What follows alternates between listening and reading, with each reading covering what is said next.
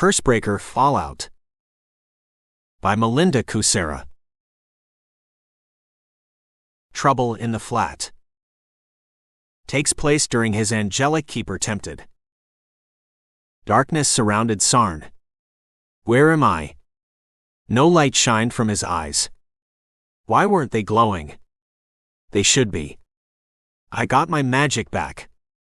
So why isn't it obliterating the darkness? My magic knows I hate it. Sarn extended both arms and probed the surrounding area, but there was nothing in front of him or on either side. Where am I? Green light finally broke up the darkness, but it didn't illuminate anything. Sarn spun and faced a green man-shaped cloud of earth magic behind him. It stood as tall as him. Why aren't you inside me? Sarn touched his chest, but it was whole, despite the empty feeling inside. You're broken. His magic folded its glowing arms. I'm not broken anymore. Sarn rubbed his face. This must be a dream, because we already had this conversation. But he didn't wake up. We didn't finish it. What do you mean? You came back. I thought I resolved everything. Sarn let his hands drop to his sides. I defeated the Angelic, and the adversary disappeared. What else is there besides the seals my sister's dealing with? But that had all happened 3 days ago. Plenty of time had passed for something else to go wrong. I hope nothing did. Had the adversary returned to torture him or his family? Sarn shivered. The adversary had tried to take over his brother, and Sovan too. What if that fiend had gotten to her? Could he reach me through our bond? Sarn ran his hands through his hair. How would he know if that had happened? Sovan had disappeared with those angels, but she hadn't returned since then. No, he's not here. He can't bother you for 7 years. His magic shook its glowing head. Sarn didn't like the sound of that, but what could he do about it? This mage thing was complicated, and he still had so much to learn. What happens in 7 years? You'll face the question again, and you must decide what your truth is. You're my truth. I thought we settled that in the pit. Sarn rested a hand on his heart where the bond to his twin dwelt. Are you all right, Sovan? His magic hadn't said anything about her. Nor did she reply. Sarn tamped down the worry flooding him. Sovan was busy. The adversary might not be trying to take over her mind and body. In case that devil was, Sarn closed his eyes and sent good thoughts to her. I believe in you, sis. If the devil speaks, don't listen. But Sarn had listened. He hadn't meant to, and he'd regretted it right after, but the damage had been done. What do you want? His magic paced a tight circle around him. Right now. I want my twin sister back, so we can catch up. But that wasn't the right answer. Nor was it possible. Sarn cursed when his magic turned away. Then get her back. We'll finish this later. Wait, Sarn reached for his earth magic, but it floated away from him. I need you too. Do you really? His magic asked in a strangled voice. Yes, I said so in the pit, and I can't lie. Sarn extended his hand to his magic, but it still had its back to him. Then why haven't you used me? His magic stared into the darkness. Sarn opened and closed his mouth, but no words came out. Why hadn't he used it? Sarn touched his head. I have a concussion. I'm supposed to rest, not use magic. Or so Thing kept telling him. Are you sure that's the only reason? His magic shook its head as it vanished, leaving Sarn alone in the darkness he hated. So much had happened. He'd lost his magic, found a baby dragon, reunited with his twin, lost her, found someone who could teach him magic, regained his magic, contained a bunch of magic-stealing rocks, met an angel, fought with the devil, destroyed an ancient monster, and he'd somehow survived it all. But his own magic didn't trust him anymore. Why do these things happen to me?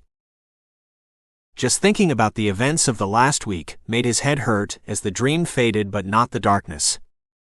Sarn opened his eyes, but no light shined on the ceiling because his eyes weren't glowing. Had his magic left him again? No, it's still there. Your eyes aren't glowing because you're not using magic right now, Thing said in his head because that owlcat listened to all his thoughts and commented on them. Didn't you learn that? It should have been your first lesson in magic. A mage's eyes glow, so others will know when he's working magic. Sarn didn't answer because he didn't want another lecture.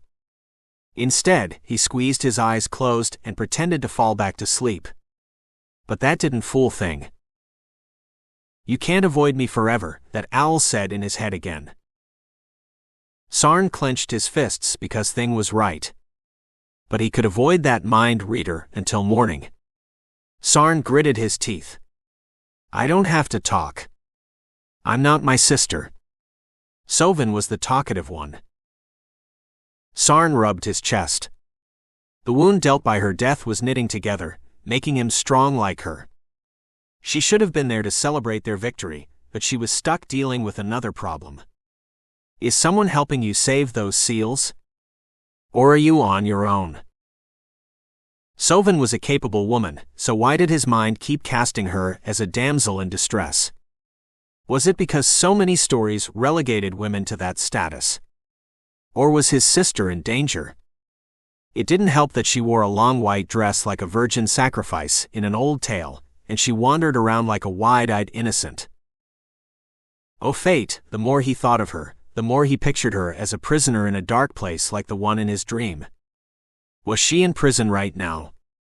That would explain the strange dream he'd just had. Are you all right, Sovan? Send me a sign before I worry myself to death. Sarn wished their bond had more information to share. An owl hooted by the open window. It was probably Thing returning from a night of hunting. He could still talk in people's minds even when he wasn't in the flat, and that just wasn't fair. Claws clicked on the deep stone sill as Thing or one of his offspring landed on it. Would you give me up to get your sister back? His magic appeared in the darkness behind his closed eyes as a man-shaped cloud and walked away before he could answer. Great, now his magic was talking in his mind too. That dark place reformed as Sarn reached for his magic and fell back into the same dream as before. Is this better? His magic asked. It was still talking in his mind, but it sounded like real speech. Sarn nodded. At least this way, he could pretend they were having a proper conversation. No, I won't give you up again. I hated not having magic. It was horrible. Sarn shuddered in remembrance. Nothing could convince me to give you up again. You're stuck with me. His magic stopped. You say that now while you're staying with a family of magical creatures, but will you still think that when you're back amongst people who don't have magic? Yes, I want people to accept me for who I am, magic and all. I'm a mage. Sarn pounded a fist on his chest. I'm not a normal man, and I never will be. I've accepted that. He wished people would accept that too. But those closest had abandoned him, first his unknown father, then his mother and sister. Rand's mother had vanished. Friends had turned against him. Shade had died, and the list went on. But Sovan came back, and so did I. His magic floated closer. But she left again. And that abandonment cut his heart. Sarn rubbed his chest. Was Sovan all right? Sarn had heard nothing from her since she'd vanished, and that was 3 days ago, by his reckoning. But it wasn't her fault. His magic floated closer until they were almost touching. She'll return when she can. Will she? Sarn wanted to believe that, as he replayed his last meeting with his twin in his head, more to torture himself than to find answers. But maybe there was a clue he'd missed. He'd been concussed then. According to Thing, that concussion was still healing. 3 days ago. Sovan appeared out of thin air the moment Sarn turned to blast a tentacle shooting toward him. He hadn't seen how she'd arrived. JC, where are you? I heard you talking, and that sounded suspiciously like a goodbye, Sovan shouted from behind him in that giant underground cavern. Sarn wrapped his arms around her when she splashed past him and stopped her before she stepped off the edge of the cliff. Thanks for the quick save, bro. But she'd gotten an eyeful of what was down there. Yikes. That's one ugly creature. Sovan shivered in his arms. And Sarn hadn't let go. He dragged her out of the way of a flailing tentacle covered in white glowing anderi and asked about his son, because he'd left the boy with his twin sister before the monster had grabbed him. Without his earth magic, Sarn hadn't known where the child was, and fear for the boy had eaten at him for the moment it had taken Sovan to answer him. She'd patted his arm and told him Bear had his son. Bear was in Nulthur's flat too since he lived in Rand's stuffed toy. But he'd been quiet these last 3 days. Sarn didn't know why. Bear was strange, but he'd gone out of his way to protect them more than once, so Sarn would let him tell his tale in his own time. But that was now. Then relief had swept through Sarn upon hearing his son was all right and far from the monster in the pit. Sarn had hugged his sister for that miracle, then released her. Her eyes had widened in alarm at something. Then Sovan had grabbed the air beside Sarn and addressed it. An armored angel had appeared in that space, complete with a glowing halo, and his sister had gripped her arm. She was his guardian angel according to Sovan, and her name was Misraya.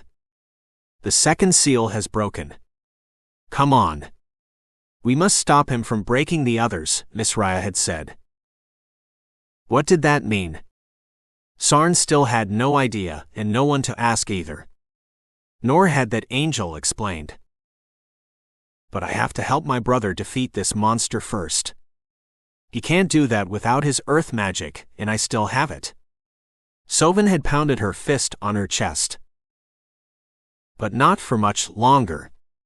Look. Misraya had pointed as the two women turned to face the stack of tentacles, trying to squeeze through the giant crack in the wall. Sarn had followed their gazes to another angel, carrying his boss, Gerlo, the commander of the Rangers.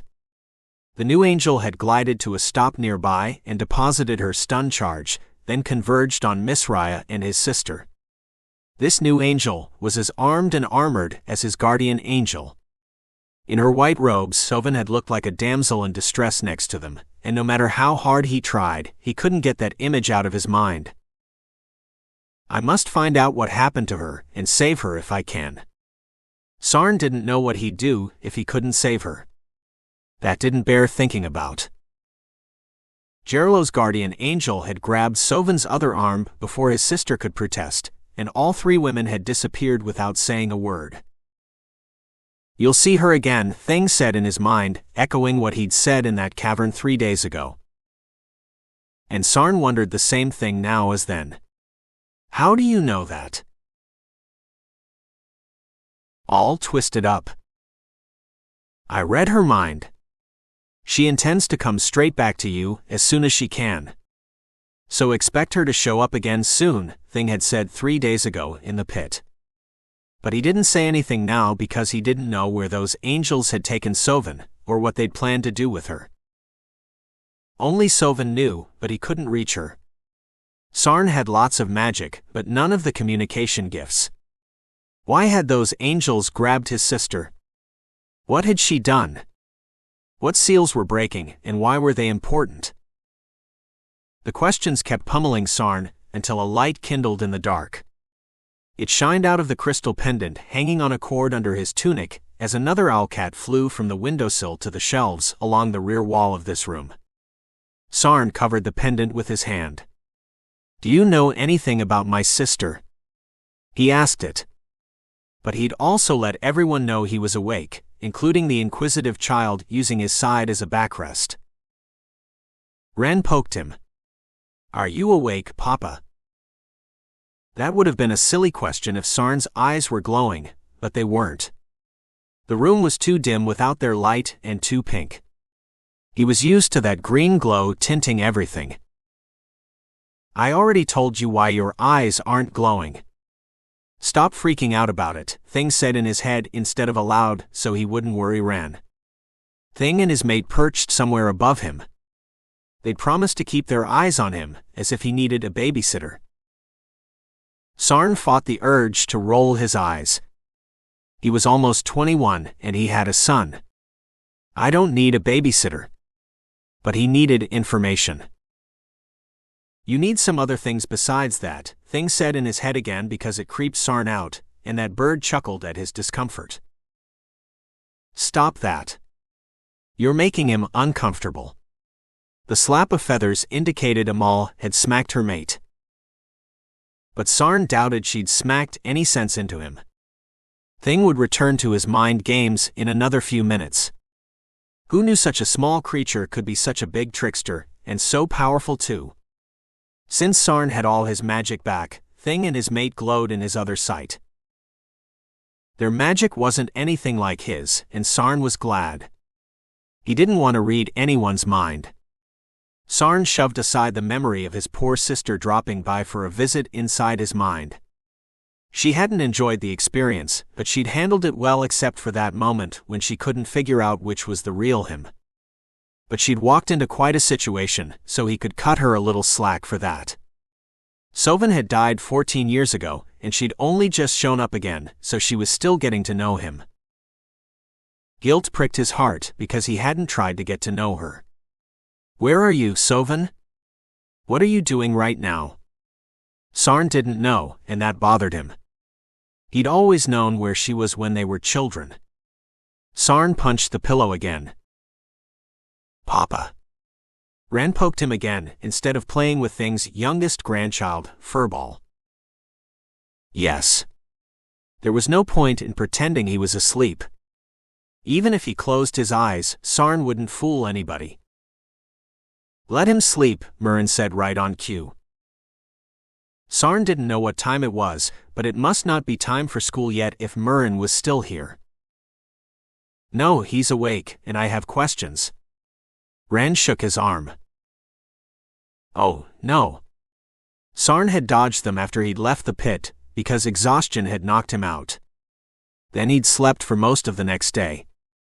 But he couldn't escape those questions for much longer. What questions? Murren asked for him. Sarn was glad his brother was talkative. Maybe he could avoid this conversation until he had some answers. But Ren took after him a little too much, so he pressed on. Is Auntie Sovan okay? I haven't seen her since I went with Bear. She's probably fine, Bear said from somewhere in the room. How do you know that? Do you know where she is? Sarn sat up too fast, and the world spun for a moment. Take it easy. That concussion is still healing, remember? And you should all eat something too, Thing said aloud this time. That was as close to solicitous as that owlcat ever got. Is he worried about me? Sarn laid back down slowly this time. Yes, let's eat. I'm hungry, Furball said as a bright flash lit the room. The kit must have teleported away. Another flash signaled his return as a dark furry ball with little flailing limbs and stubby wings fell in his peripheral vision. Someone catch him, Amal said, and Sarn could imagine her covering her hawkish face with her furry hands and shaking her head. Thing and his mate, Amal, were bird-like from the waist up with large, feathered wings and cat-like from the waist down. They had 4 appendages. 2 they used like arms, which ended in small furry, humanoid hands with retractable claws, and 2 appendages they used like legs with opposable toes and claws. Thing was mostly a great horned owl and as silent as a thief when he flew. Amal was more hawk-like, giving her a speed advantage over her ornery mate. Thankfully, both were only about 2 feet tall. Their children were more cat-like, and their grandkids even more so. "I'm hungry too," Ran popped up in time to catch his new friend. Furball was about the length of Sarn's foot and 1/3 of his son's height. So the quick save worked out fine. Furball landed safely in Ran's arms, and the boy hugged him. "Thank you, dear. There's bread and cheese on the sideboard," Amal waved to it. "Have some." Since Ren could reach it without help, Sarn didn't move. The boy was growing taller every day. A bright flash blinded him as Furball teleported away again, and a second flash lit the sideboard and the covered plates on it. Furball's little feet struck an upside-down plate with a plink, signaling he'd arrived safely this time. "Don't teleport. Use your wings. It's not that far away. Nulthur has a small flat." Thing muttered, "Kids today," under his breath, then sighed dramatically. "I can't get to the food." "The plate's too heavy," Furball said, ignoring his grandfather's lecture. "I'll help you." Ren climbed over Sarn to reach the sideboard. "Be careful."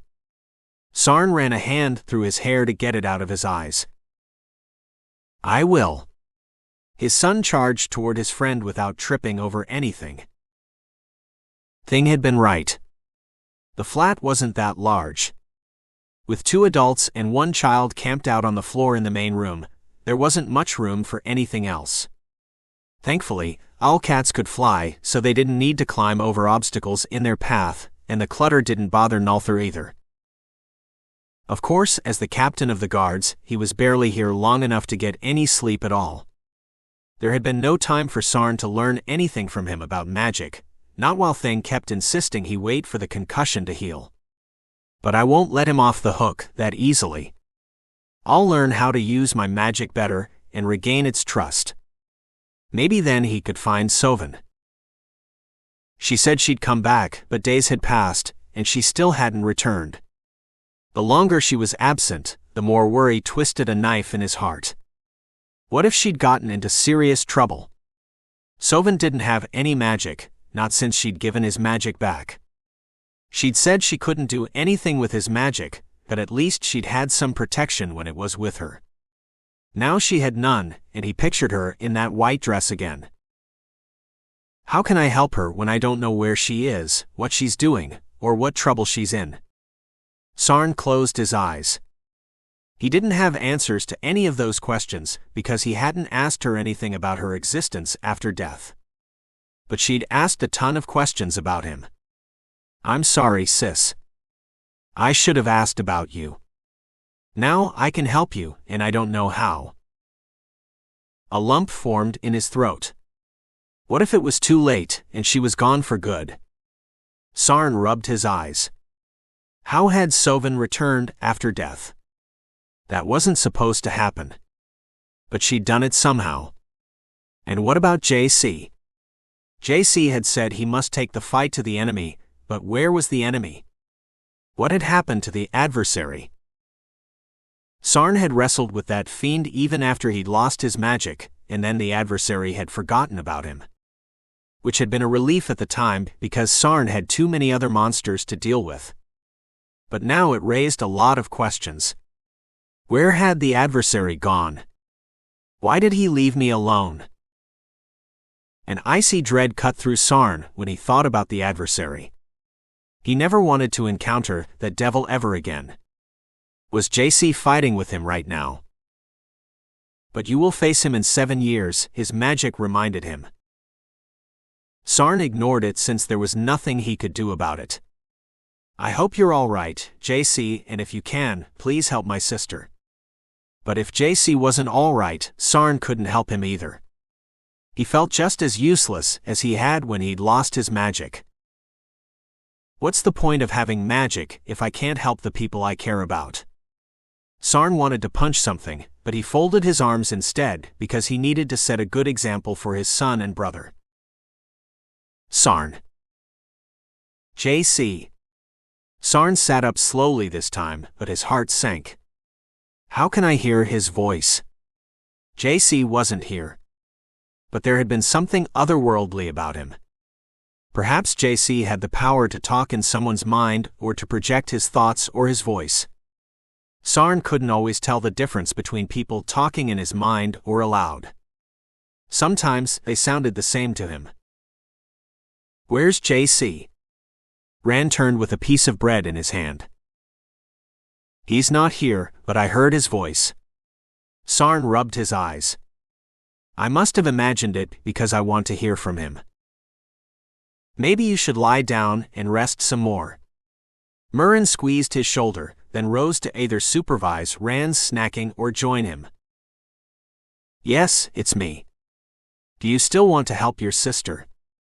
JC must be talking in his head because no one else had reacted to that question. Sarn lay back down and thought of his reply. Yes, but how can I help her when I don't know where she is or what she's doing? I thought you might. You can help her. Use the link between you. JC must have smiled wherever he was because Sarn heard the warmth in his voice. Then Sarn wanted to smack himself. He'd forgotten about that chain of promises that bound him to his twin. Sovan had even shown him it too. Sarn couldn't sense that bond right now, but it must still be there. He couldn't break a promise even if he tried, and every link in that chain had been a promise to her. Who knew how many promises he'd made to forge a chain like that? Sarn hadn't known that was what he was doing. But where was that link? Let sleeping dragons lie. Gerlo stared at the baby dragon asleep in his sitting room. She had silver scales that shone in the candlelight. He still couldn't believe a real dragon slept in his flat. He ran his free hand through his afro and tugged on it just to feel something because this felt like a dream, even though it had been 3 days since he'd found her. But it wasn't a dream. The baby dragon mumbled in her sleep to prove it. She'd curled up on the thick white rug in between the chaise lounge and a low-slung couch, and she'd draped one wing over her body. She was as tall as he was. What will I do with you? I can't keep you here because my office is on the other side of this wall. Gerlo rested his hand on it.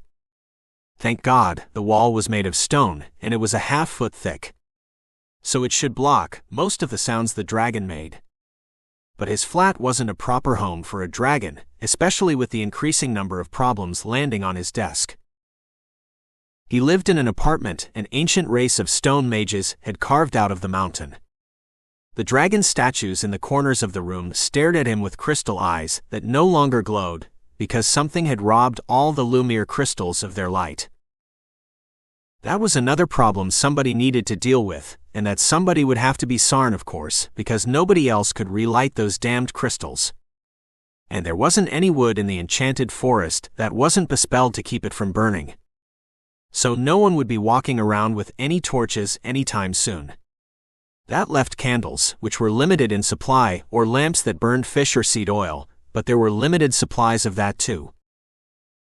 Gerlo didn't want to think about that right now. Someone else would have to deal with that. The Rangers only dealt with problems outside the mountain, not within it. That was someone else's problem. At some point, he'd have to get Sarn in here to answer some questions about recent events, but that could wait. An adult dragon lived somewhere under the mountain. That moment when she turned her golden head to regard him had been the happiest in his life. She had gold eyes, and they'd glowed like twin halos. Oh God, she was magnificent. I would be yours if you'd have me, Lady Dragon. Gerlo had said in his mind in the hopes she would hear it. You don't know what you're asking, that gorgeous dragon had replied in kind. You don't know what you're refusing. I have many skills, Gerlo had replied to her. Something had been wrong with the adult female dragon because she'd leaned to one side. You're not well. I could care for you until you're better, he'd offered. The female dragon had tilted her head to one side like she was considering his offer, but in the end, she'd scooped her baby up and cradled him in her arms. They'd glowed a vibrant gold as the bells of Mount Eredron had chimed the hour. But her gold eyes had never left him. My last rider didn't fare so well. Stay away from me and my baby. She and her baby had collapsed into a glowing cloud that raced away from him as her parting words had echoed in his mind. But she'd spoken mind to mind with him. She must have some mind magic, or that wouldn't have been possible because he certainly didn't. Gerslow replayed that scene in his mind and smiled as the baby silver dragon slept on. It wouldn't be easy to track down that gold dragon, but he'd do it. I'll find you, and I'll convince you to be mine. A knock sounded on the door connecting his apartment to his office, startling Gerslow out of his reverie. Who could that be? Not the dragon he wanted to woo. Dragons didn't knock on doors. That meant it was Ranger's business. Gerslow pinched the bridge of his nose. He didn't want to deal with that right now, but it was his job. You could take a vacation, Alisaria said, but his guardian angel didn't appear. She was a proper warrior with armor and a sword, and she moved like a blade master. You haven't taken a vacation in years. Why not take one now? You might never have another chance like this to achieve your dreams. She was right. But the Rangers weren't just his life, they were his family. They depended on him to lead them. You have a capable lieutenant. Let him run things for a few weeks while you take care of this. It's not every day you run into not one but 3 dragons. Gerslow? Are you in there? Jallister knocked again. Alisaria appeared in front of the door and leaned against it as she tucked her short, dark hair behind her ear. Let someone else handle things for a while. Why are you so interested in this? Gerslow whispered. God, was he really considering abandoning the Rangers for a few weeks? You're not abandoning them. Nola will do an excellent job running things in your absence, and you know it. The Rangers will be fine. Alisaria's violet eyes flashed. She gripped the door handle as it turned. She also towered over him since he was only 5 feet tall in boots. Aren't you supposed to be invisible? Gerslow thought he'd read that somewhere. There's no rule forbidding me to talk to you. Besides, they're more like guidelines now. Alisaria sagged as the floor shook. That must be Sarn. What trouble did that boy get into now? Gerslow covered his face with his free hand. None. He didn't cause that quake. Alisaria staggered as if struck by an invisible force. What happened? Because something had. Gerslow set the candle down on the head of a dragon statue as he passed it. Alisaria glanced away, but there were tears in her eyes. The seals are breaking. When the last one falls, Armageddon begins, and this will all end. She waved to encompass the baby dragon and the wider world outside this mountain. But the world can't end, not yet. Gerslow collapsed on a chaise lounge and put his head in his hands. He was so close to achieving his dream. Is there no hope? There was, but the adversary got to her first. I'm sorry. Alisaria wiped her eyes on the back of her hand.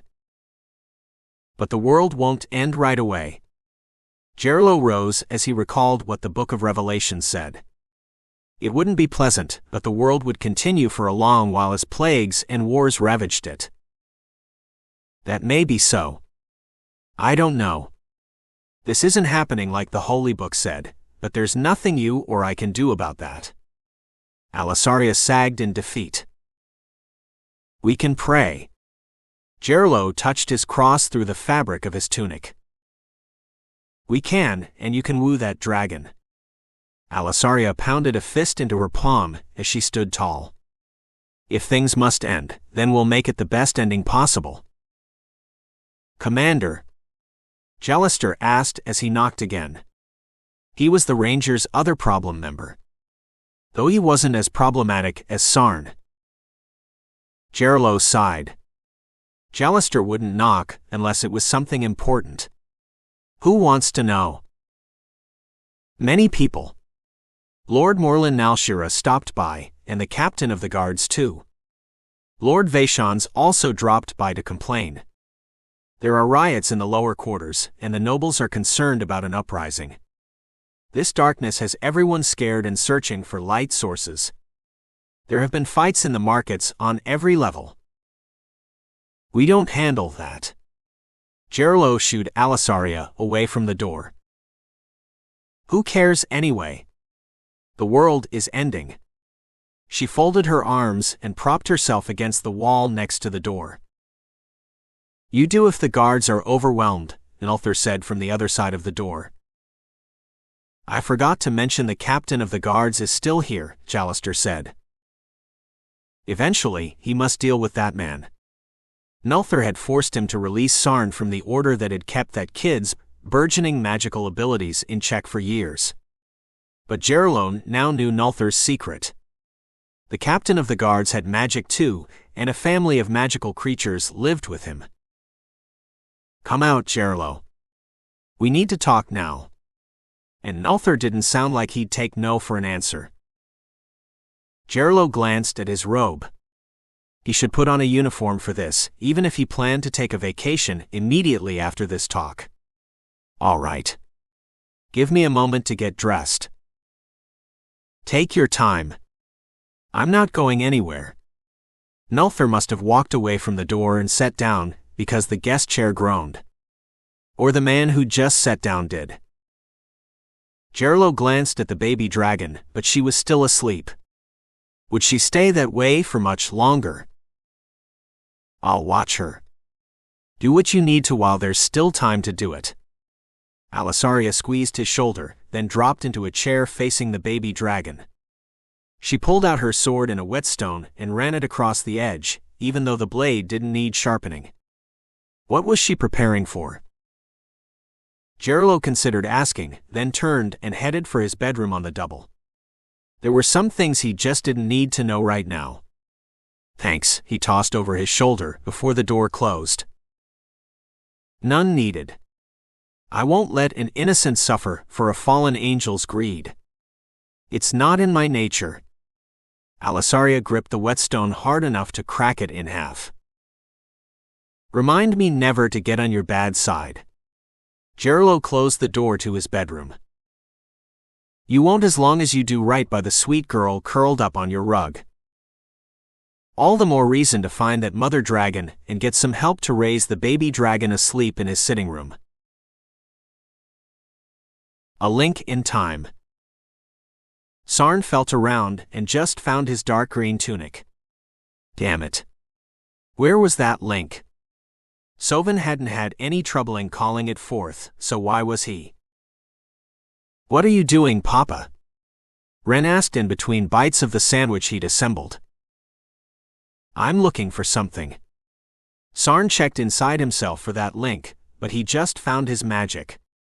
They were two bright stars inside him, one green and the other white, and Sarn sighed in relief. Thing was right about his magic. It hadn't abandoned him. But you abandoned us, his earth magic reminded him, as if he could forget. Can I help you find whatever you're looking for? Ran lowered his sandwich. Finish your snack first. Maybe that would make the child sleepy. Sarn rubbed his eyes. Outside the window at the other end of this room, night veiled the sky. So why wasn't Ran sleeping? What are you up to, bro? Murren leaned closer to see. I'm looking for the link between me and our sister, but I can't find it. Sarn hung his head in defeat. That's because it's in here, you idiot. Thing landed on the ground and tapped the space between his eyes with his furry forefinger. A creature that was half bird and half cat shouldn't have hands. Ran giggled, and that had been the point. Thing liked to entertain. Sarn had never met such a dramatic creature before. That owl winked at Ran, then made a show out of flying back up to his perch. Amal shook her head and turned away from him to hide the smile on her beak. That was another thing Sarn had never realized birds could do. Maybe it was just these owlcats who had flexible enough beaks to smile. Or maybe they used their magic to make him think they were smiling when they weren't. Sarn wouldn't put anything past them, especially Thing. His mind was too powerful. Aren't you glad I'm your friend, not your enemy? Thing just had to ask. You're Nulthur's friend. Sarn corrected him. I'm your friend too. Thing slumped against the wall. I don't have many friends, and they don't live long. Sarn hadn't meant to bring up shade. But it had only been 5 weeks since his friend's death. I'm not going anywhere. Don't worry. Death is afraid of me. Thing jabbed his thumb into his chest. That was such a weird statement, coming from him. Sarn laughed, and it felt good. Besides, we've been in worse scrapes than the one we pulled you out of, and we walked away from them, so don't worry about us. We'll be just fine. We're survivors. Thing puffed out his chest. Okay, time for a topic change. Where was this link? Thing had said it was inside his head, but Sarn didn't feel anything in there. His sister had touched her heart when she'd manifested it, but nothing happened when he touched his chest. What about you? Can you help us help our sister? Murren waved to get Thing's attention. Thing drew himself up to his full height, which was just a little over 2 feet if one counted the feathers on top of his head. They stuck out at odd angles because that bird liked to run his hands through them. What are you asking? Something you should probably ask me instead. Bear made a teasking sound as the stuffed bear he lived in shook his bulbous head. It didn't matter how many times Sarn had seen that bear animate. Every time still surprised him. Wren clapped his hands, and he rushed to join them. Can you help us? Of course. I wouldn't have offered if I couldn't. Besides, I like your sister. She's plucky, and you could use a little more pluck in your life. Bear nodded to Sarn. Is Auntie Sovan okay? Wren dropped onto the blanket beside Sarn and picked at it. Furball hopped off his shoulder and snuggled up to him. Ah, he was so cute. Wren rested a hand on the little owlcat kit's back, and the sight melted Sarn's heart. Mostly. She can't get seriously injured since she's not alive anymore. Bear shrugged. But she can feel pain. Wren's lower lip quivered. Sarn put an arm around his shoulders. So how do we help her? I agree you need some more pluck in your life, and she's just the right amount. We could all use a little more of her sunny nature. Murren just had to agree with Bear. Sarn couldn't argue with that. Sovan had always been upbeat. Everything had always rolled right off her. Nothing had stuck to her except that link. Guilt chewed on his heart and spat out the pieces. And right on cue, he heard an echo of her voice and what she'd said a few days ago. You idiot, I knew what you were doing. I wanted this bond. Her words warmed him, even in memory. Sarn had become dark over the years, but Sovan had remained as bright as ever, and they were right. He could use some of her light right now. I don't want to be dark and depressed anymore, and with her around, I won't be. But he needed to get her back first. You can't go there. Thing waggled a furry finger at him. The conversation must have continued while he'd been wool gathering. What were they talking about now? Go where? Sarn rested his chin on his fist. The gray between. Weren't you listening? No, of course, you weren't. Your mind is all over the place. Thing threw his hands in the air. Would you stop reading my mind? Sarn glared at that damned owl. I'm not reading it. I can see the patterns your thoughts make, and they're scattered about like a school of fish swimming away from each other. Thing raised a tufted brow and challenged him to refute that. But Sarn couldn't because that damn trickster was right. You can see thoughts. How's that even possible? Thing drew himself up to his full height and puffed out his chest again. It must be a bird thing. I'm a mind mage. There's not much I can't do when it comes to people's minds. You might want to remember that. Thing folded his wings. He must have flown down to the ground, because that owl was only a few feet away. Sarn hadn't been paying attention for a few minutes there. Oh, will you please stop? He knew you were wool gathering, because you had that glazed look people get when they're not paying attention. Don't let him fool you. He doesn't dig around in other people's minds unless he needs to. Amal glared at her mate, but if she thought she'd get a confession out of him or an apology, she had another thing coming. No pun intended. Thing took her statement as a challenge. Not true. My mind doesn't count. I'm your mate. If I didn't want you in my head, I'd throw you out. Amal raised her tufted brow and upped the challenge. This time Furball clapped. He enjoyed watching his grandparents debate. I wasn't talking about your mind. Thing backed down. Sarn had never thought he'd ever see that. Thing was so confident. How much of his attitude was bravado, and how much was real? Maybe he didn't want to know. Amal hopped off her perch and sailed down to the ground, so she was face to face with her mate. Well, you weren't talking about your kids' minds. They know how to keep you out, and you wouldn't rifle around in their heads without an invitation or a damned good reason anyway. Stop pretending you're some villain who doesn't care about mental privacy. You're not fooling anyone. She's got you there, Murren said as his lips twitched. When Amal turned and bowed, his brother gave in and smiled. Sarn would probably laugh about this later, but right now, he had a more important problem in need of a solution. Can we please get back to the topic at hand?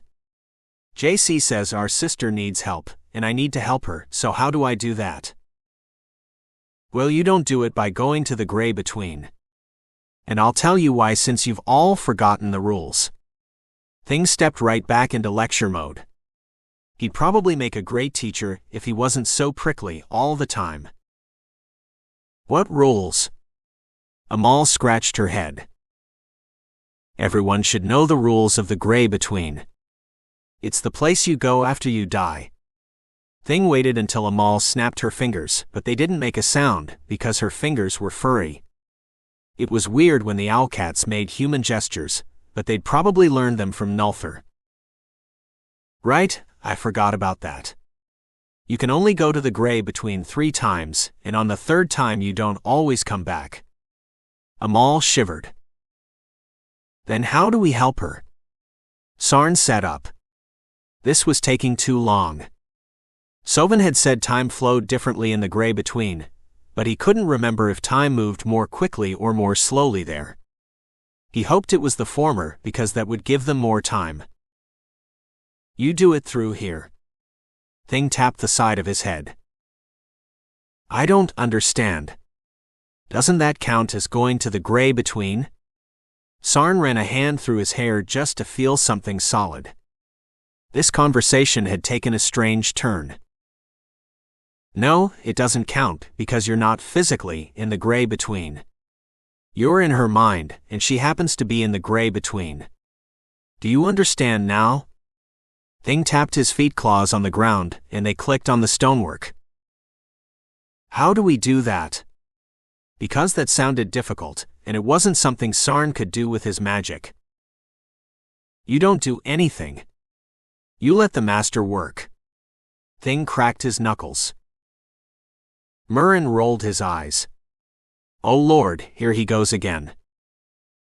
You'll need my help too, Bear shook his furry paw at Thing. You're not going to the gray between either.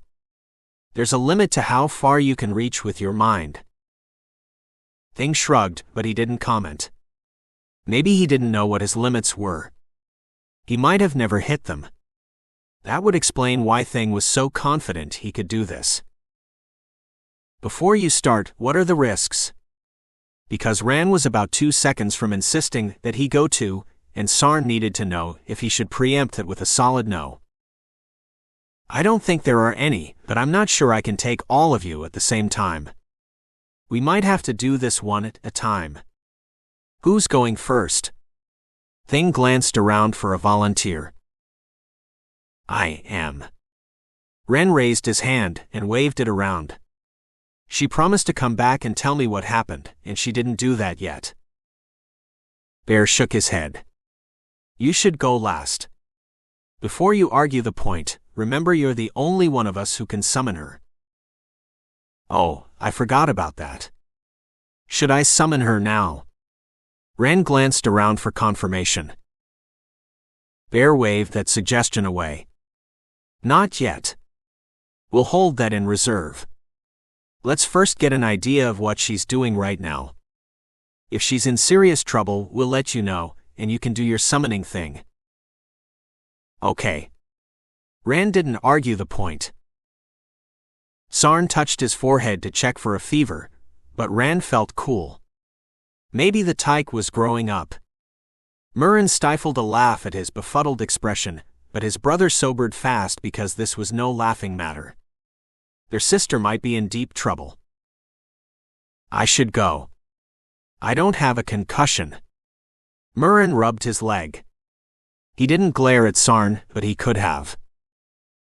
Sarn gritted his teeth before he said something he might regret. Sovan was his twin, but Murren was right. He had a healing concussion, and he was more tired than he'd been in a long time. But sleep wouldn't come until he knew Sovan was all right, and maybe not even then. I need to see her and talk to her about many things, like what the hell she's doing right now. But Sarn had left his younger brother out of so many things lately. Could he make up for that by sending Murren first? Eventually, Sarn would have to tell Murren all the things he'd kept from him. Maybe I could put that off for a little longer if I let him go. Thing waited for an answer, so Sarn gave him one before that creature's tapping claws got on his nerves. He clapped Murren on the back. Tell her we miss her. She should visit us when she can. She's always welcome. Sarn rubbed his throat. The lump in there had grown as all the words he needed to say had piled up in his mouth. Sarn swallowed them, because now wasn't the time or the place. All right, let's see what happens. Thing looked at Bear. How do we proceed? You don't do anything. It's all on me. A translucent bear rose from Rand's stuffed bear, and the ghost bear extended a paw to Murren. He accepted it, and he collapsed onto the bedroll in a boneless heap. Uncle Murren. Rand gasped, then covered his mouth. Murren. Sarn crawled to his side to check that he was still breathing. Thank fate, his brother was. What did you do to him? Schooled in mind magic. It's not me. Thing shook his head. I haven't done anything yet. They all glared at the ghost bear, and he just glared back at them. That wasn't helpful, but Bear was often cryptic. Is he okay? Sarn looked to Thing for an answer about his brother's well-being. A mind reader could tell what was going on in his brother's mind. Uncle Murren. Ren shook his shoulder. He's just out cold because that ghost is doing this all wrong. Thing walked over to them. He landed by Murren's head and clicked his beak as he studied the supine teenager. Do something to help him. Sarn ran his hands through his hair again because he didn't know what else to do. Be patient. This isn't an exact science. Thing tapped a spot between Murren's eyes, and they fluttered open. Ran flung himself at his uncle, and Murren regained enough sense to catch the child and hug him tight. I'm okay. I feel a little weird, but it'll pass. I'm okay now. Murren blinked a few times to clear out the confusion in his eyes as he held his nephew close to his heart and rubbed his back. You scared me. Ran clung to him. I'm sorry. I didn't mean to. I just wanted to help my sister. But I can't. Murren looked at the blanket. He wouldn't meet anyone's eyes as he collapsed in on himself. This isn't your fault. You have the heart of a dragon, and I'm honored that you're my brother. You stayed with me through thick and thin, and that means the world to me. Sarn squeezed his shoulder, and Murren perked up a bit. There was more he could have said. Murren was part of his heart. For most of his life, home was wherever his brother was. But Sarn still wished they had a permanent place to call home too. Actually, it's good that you couldn't go. What he was trying to do wouldn't have been good for your soul. Thing patted Murren's other shoulder. Amal landed beside him. She examined Murren, then nodded. He's right. Something interfered with what that ghost tried to do. That ghost has a name, you know. Both the ghost bear and the stuffed bear planted their paws on their hips and glared at everyone. But everyone ignored both versions of bear. It's not something left over from when I met the adversary, right? Murren shivered at the thought. Sarn shot a hand out to stop the conversation right there. Whoa. When did that happen? Sarn turned his brother to face him. This he needed to hear. 3 days ago, maybe. I'm not sure. I wasn't paying attention to the passage of time. But there's not much to tell. He tried to take me over, but this saved me. Murren held up a thumb-sized crystal pendant.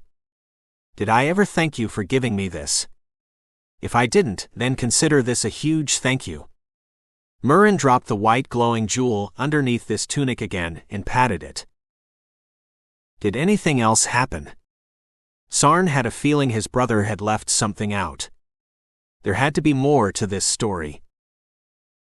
Yeah, when I woke up, Sovan was there. We had a mini reunion, then she disappeared, but not before she convinced an angel to help me. I can tell you that tale some other time. It was quite interesting. Since I can't help her, you'd better try. But Murren didn't look away from him. Maybe it didn't bother him that he couldn't help their sister. He still held his nephew, and Ran touched Murren's pendant. If you couldn't go after only meeting the adversary twice, then how can I? He was in my head for hours. Sarn shook his head. This was turning into an impossible quest. There had to be another way to help her. He wouldn't accept defeat. Sovan wouldn't either if she was here, and he could do no less. I want to hear that tale. Ran wriggled until he sat on his uncle's lap.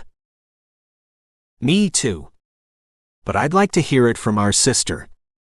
A lot of it didn't make sense to me, but she had a front row seat to it all.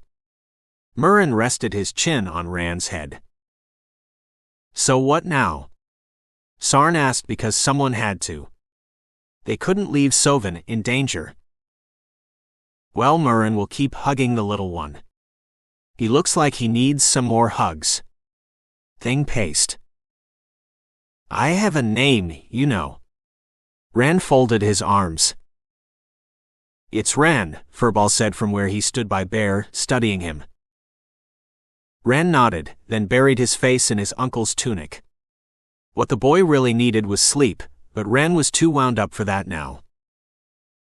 Sarn would have to worry about that later, because Ran wouldn't go to sleep until they helped Sovan. What about me? You'll use that link to talk to your sister, so we can at least find out what her situation is. Thing waddled over and touched the space between him and Murren and his son, and a white glowing chain appeared. Sarn grasped it, but nothing happened because she'd left him. He didn't feel anything or hear anything. There was no sign of anyone at the other end, but she must be there. Sarn shook his head. I think it's broken. It's not broken. You just need a little help to turn it into a two-way conduit because of the concussion. But that's why you have me. Thing rolled up his imaginary sleeves. Everyone be quiet and let me work. His feathered brow scrunched up in thought as he stared at that link. Sarn was about to ask if he should feel or sense something when the world suddenly grayed out. Sarn stood in a grove of red-leaved trees like the one he'd encountered his sister in 3 days ago, but this place was sparser and many of the trees were missing their leaves. That's because she's not in your mind. You're in hers, Thing said as ominously as possible. So these are her memories. Sarn waved to the trees. Their crowns were ragged, but new leaves filled in the gaps as he watched. That had to mean something. Of course it means something. You don't make new leaves. You make new memories. Thing sounded as exasperated as Sarn felt right now. He wished that Owl didn't like to lecture so much. But Sarn was grateful for the help. Nor would he tell that mind reader that because he probably already knew. Sovan wasn't alive anymore, so how could she make new memories? Sarn didn't know what she was now. Nor did he care. What do I do now? Call her. She'll hear you. She can't block you out, so I suggest you say all the things you need to say. Thing wasn't there, but an owlcat-shaped shadow made shooing motions. Now that he had the opportunity, Sarn didn't know where to start. What did he want to say to her? Sovan, if you can hear me, I just wanted to thank you for helping me, for taking care of my son, and for helping my brother. We hope you can visit us soon. You're always welcome. Your family. Sarn felt silly. How could he tell if she heard him? White light blossomed between 2 trees, and Sovan stepped through it, looking the worse for wear. Her dress was wet and gray from dirt, and it had a few more tears in it than before. Her dark hair was dripping and falling out of its braid. Sovan blinked, like she didn't recognize him. Sarn. What are you doing here? And where is here? Am I in your head again? She glanced around as if she were looking for someone else. Who else would be in her head? Sarn clenched his fists. No one else should be in here except them. No, I'm in yours. He approached her, but she backed away. Sarn stopped because that wasn't like her. What's wrong? How did you ash those tentacles? You told me you lost your magic, and then you're throwing around a strange magic I've never seen you use before. She stared at him like he was a stranger. I thought you knew I had 2 types of magic. But I only use one, the earth magic that I lost. The other one only lets me use it when it feels like it. Bear says it's not fully active yet, so it'll be unpredictable until it is. Sarn put his long arms to good use and reached across the gap between them. He tried to catch her hands, but she pulled them away from him. Sovan wasn't ready to trust him, and that hurt. Sarn thought back over their recent interactions. Was there anything he could have said or done that might have hurt her? So when you told me you lost your magic, you were lying. You hadn't lost all of it. Sovan backed away from him. Sarn chopped the hand through the air to negate that accusation. No, I never lied to you. I did lose both magics, but I got one of them back. It just wouldn't let me do anything with it most of the time. Sarn had gotten both magics back for now, but he might lose one again if he couldn't regain its trust. How could he make her understand? Stop second-guessing yourself. It's obvious what happened, Thing said from behind him. Maybe it was to Thing and his prying mind, but it wasn't to Sarn. He waited for the owlcat to expound on his latest theory. The adversary twisted everything around, and she doesn't have enough life experience to see that, or to untangle the truth from his lies. In a lot of ways, she's still the little girl who died when you were children. Help her see through his lies. Thing was right. Sarn saw it now, but it was hard to stop thinking of her as an adult. Sovan might look like one, but she didn't have the life experience to back that up. But I do. I lived the last 14 years, and she didn't. Sarn didn't need magic to help her. He just needed to be himself. That was all she'd ever needed. With her help, he had a better sense of who he was than ever before. I can't lie. My magic doesn't allow it. Sarn didn't approach her even though he wanted to. She must come to him. I know. A tear rolled down her pale cheek, but she didn't come to him. But you still doubt me. That should have hurt, but it didn't. It emboldened him to do a better job as a brother. A shadow formed beside her, and it rose until it was her height and build, and the shadow took on color and texture and became a copy of his twin sister. Don't listen to him. He's just telling you what you want to hear. He doesn't really care about you. Yes, I do. Sarn had never wanted to punch someone as much as he wanted to punch that demonic doppelganger right now. No, you don't. Sovin's doppelganger sneered at him. You see her standing here, dirty and disheveled, but do you even ask how she is? No. I thought not. You don't really care about her. She's just a means to an end. Admit it. No, she's my sister. I care. Sarn pounded a fist on his chest. Then prove it. You see his influence over her. I know you do. Her doppelganger circled the real Sovin. Fight for her. Sarn turned to the real version of his sister. He refused to speak to the devil's minion. That's why I'm here. You need me, and I need to be there for you, Sovin. I also need to relearn how to be your brother. You've been gone for so long, but now you're back, and we need to build a new relationship based on trust and love. I don't need anyone to fight my battles. But Sovin stepped toward him. Then she and the doppelganger vanished. No. Come back, Sovin. Sarn turned, but that white light didn't reappear, and neither did his sister. She was gone, and so was the devil. Had he lost her to him? What do I do now? He pounded a fist into his palm. I must get her back. She saved me. I've got to save her. Things stayed silent, and that wasn't like him. Something must be wrong. The grove vanished before he could worry too much about it, and Sarn fell. He didn't remember the trip here taking that long or involving a dark tunnel, so why did the trip back have one? Something must have gone wrong. Thing? No answer. Why wasn't he responding? Thing was the most talkative creature Sarn had ever met. He had something to say about everything except now. If something has gone catastrophically wrong, what can I do? Sarn fell through a dark tunnel as he wondered that. Would he be lost forever in this limbo realm? Sarn was way out of his depth here. He didn't have any mind magic and didn't understand it. How had he dropped into his sister's head? It had involved their link, and Sarn felt for it. That glowing cord stretched off into the distance. I know you're at the other end. Hear me, sister.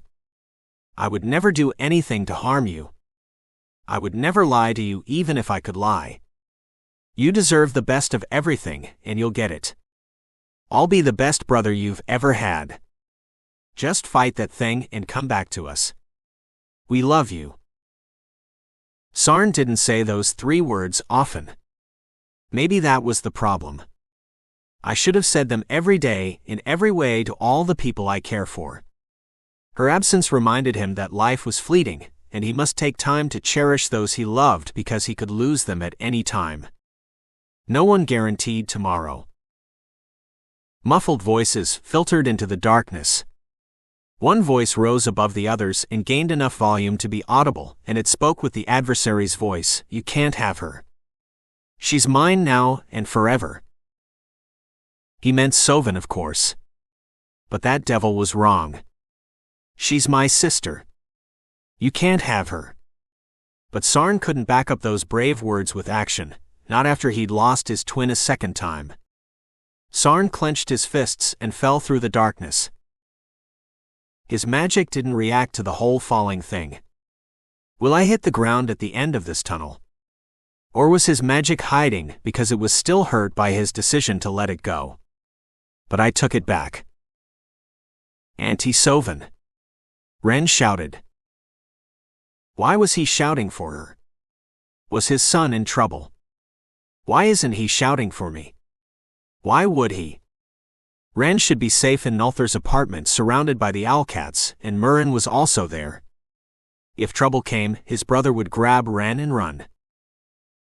Auntie Soven! Ren shouted again. No, he shouldn't do that. If she came, then that doppelganger would come with her. I need to get back to my son. I can take that demon on. Ran couldn't. Please protect my son. Sarn hoped his earth magic had hurt him because he needed its help now more than ever. Only it could protect Ren from the demon riding his twin. You can protect him too. A green glowing man appeared in front of him. Take my hand and I'll take you to him. Together we'll keep him safe. Yes, we will. Sarn reached for his earth magic. But a white glowing cloud of magic seized his other arm and yanked him away from his earth magic. No, you need me. The gray haze surrounding Sarn vanished as his earth magic screamed. The Death Card. Nolo stood on his balcony and stared at the explosion of colors in the night sky. Nor was he the only one doing that. People crowded onto the other balconies on this side of the mountain. Questions flew back and forth between them and even some prayers. But inside his flat, his wife and son slept on, unaware of the strange things in the night sky. Whatever had caused it lay off to the southwest and hopefully outside Shea Ari, so the rangers wouldn't need to deal with it. For a moment, an image of a lush jungle interrupted his sight, redolent with growing things and the humidity presaging more rain. The memory vanished as quickly as it had come. It had been a long time since he'd passed through there on his journey north, to the land of enchanted forests and the queen who'd called him. The mountain shook from another quake, ending his reverie. It's the sixth one in the last 3 days. Inari opened the door separating the balcony from the kitchen in their flat. Is Sarn causing it? She would ask that, and she was right to. Sarn could shake the mountain. I don't know, and this was the first time in 3 days that Nolo felt well enough to find out. How is Sarn? Have you heard anything about him? Inari straightened the shawl draped over her shoulders. No, but I will find out. Where the hell was Sarn, anyway? What was that kid doing? It had been a week since he'd given the kid a night off, and he hadn't seen him since. Well, that ends now. Nolo clenched his fists. What brought you out here? You couldn't sleep anymore. Inari padded over to join him. She wore a robe over her nightdress, which meant she'd been awake for some time, and she fiddled with something in her pocket. It was probably a deck of tarot cards. I think I've had all the rest I need. What do the cards say? Nolo gestured to her pocket. Before the events of this past week, he hadn't believed a deck of cards could foretell anything, but right now, he had more questions than anything else. He'd take answers from anywhere that offered them. I'm not sure. This card keeps turning up even when it's already on the table. Inari withdrew a card from her pocket and held it up. It depicted a skeletal woman in flowing black robes holding a scythe. The death card keeps turning up. Nolo leaned against the balustrade. Why would that card turn up every time? This card doesn't always mean someone will die. The death card usually symbolizes change. But Inari pulled out the deck. When she fanned the cards out, he saw what she meant. Every card had become the death card. Nolo didn't know much about tarot cards or what cards should be in the deck, but this seemed a bit strange to him. Isn't the deck supposed to have other cards? Yes, but they've all turned into the death card. I can't explain it. A lot of changes must be coming. Inari shrugged, but she didn't seem perturbed by it. Nor had she even glanced at the sky as she dropped onto the bench. The light show was over now anyway, and the night had turned dark again with nothing but a smattering of stars twinkling in its vastness. Inari shuffled the deck. How are you really? You haven't said much to me or our son over the last few days. I'm sorry. I've never been that exhausted in my life. Should he tell her why? Nolo rubbed his arms as a breeze cut through his rumpled ranger's greens. I know. Inari didn't elaborate. Maybe she didn't need to. But she repeated those two words in case he hadn't heard. That was never a good sign. Did Ranaspara tell you? Nolo regarded the sky rather than his wife. Ranaspara had seen the marksman on more than one occasion. But she should have kept that to herself. A ranger should never tell another ranger's secrets to anyone, not even his wife. But she was Inari's best friend. No, she didn't. You talk in your sleep.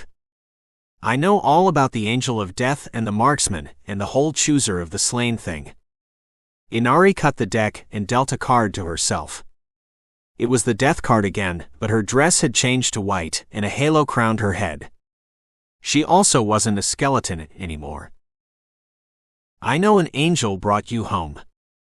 Inari tossed another card onto her lap, and his guardian angel, Nisea, stared at him, staff in hand, with a portal to the land of the dead open behind her. How did you know about that? Nolo's jaw dropped open. If he didn't know better, he'd have thought she'd gained some kind of magic. How else could she know these things? Don't look so shocked. I saw her when she walked through the door, carrying you. I helped her to put you to bed, and we talked for a while. What did you talk about? Nolo leaned against the balustrade. Nisea hadn't said anything about meeting his family.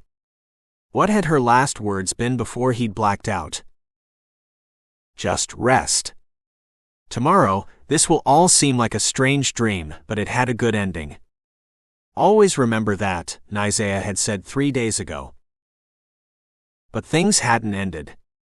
Life had gone on while he was unconscious. This and that. Inari dealt another card.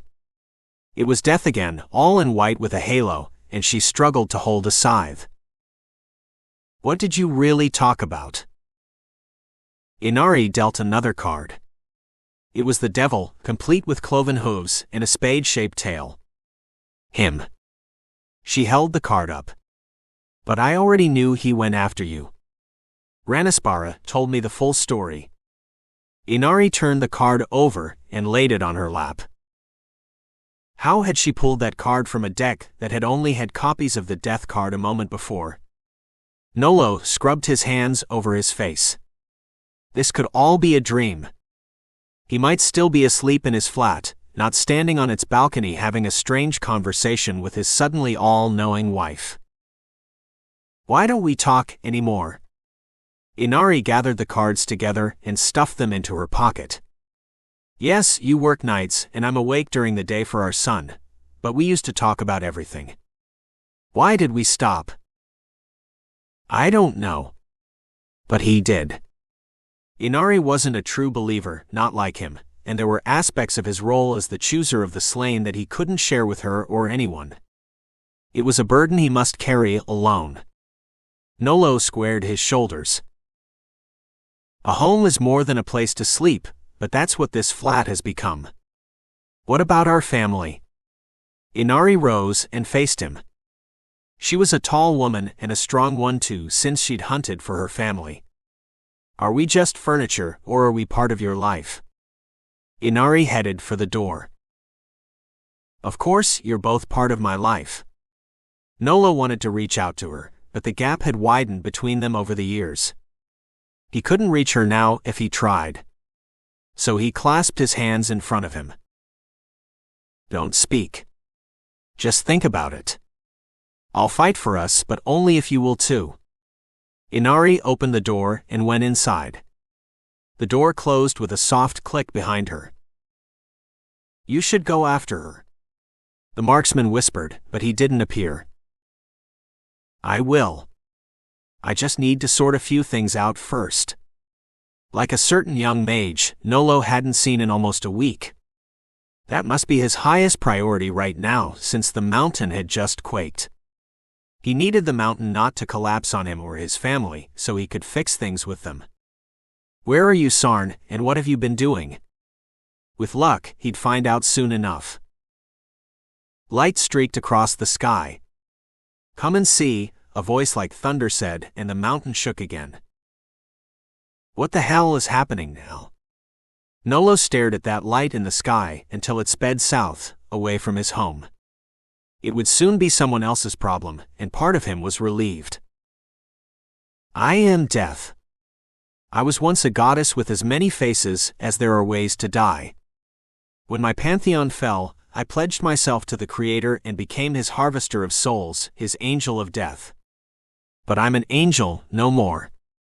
I ride and hell follows me. Where was the angel of death? Had she caused the strange light in the sky? That sounded like the angel of death. Is she quitting her job? Can angels do that? What was that part about a pagan goddess? Weren't all angels created by God?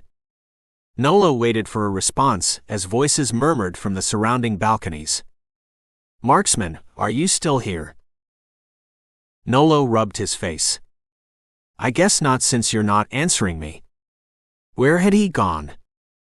Nolo tried to remember when he'd last seen the marksman. 3 days ago.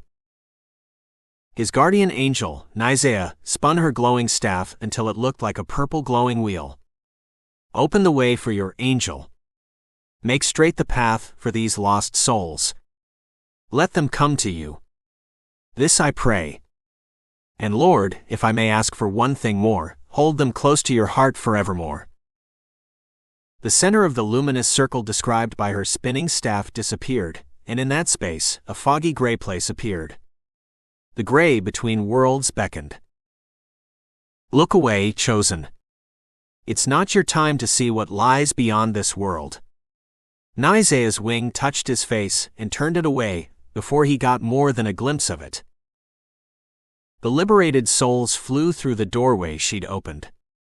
When the last one had disappeared, the marksman reappeared in front of him. I must go. The angel of death needs me. Be safe until I return. The marksman held death's halo and sword in his hands.